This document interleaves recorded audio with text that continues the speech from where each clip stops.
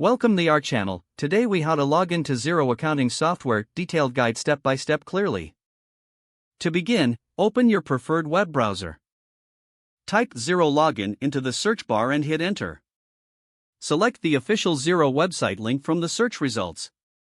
Once on the Xero homepage, locate the login button, usually found at the top right corner. Click on the login button. You will be directed to the login page. Here, enter your email address associated with your Xero account. Ensure the email is correctly spelled and check for any typos. Next, move to the password field. Type in your password carefully. If you have forgotten your password, click on the Forgot Password link. Follow the on-screen instructions to reset your password.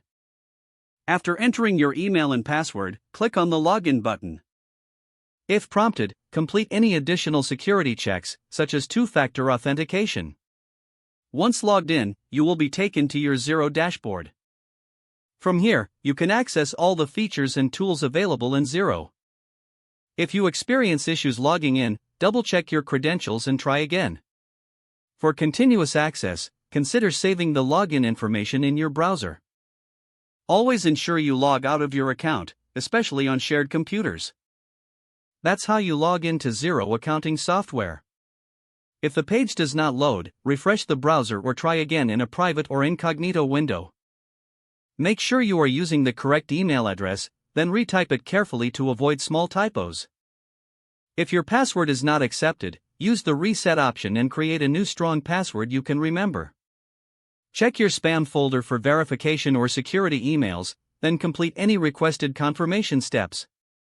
Enable two-factor authentication if available to improve account security and reduce unauthorized access risk.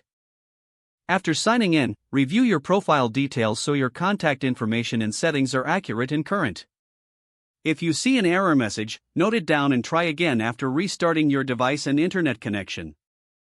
Log out when you finish, especially on shared devices, to keep your account and payment information secure.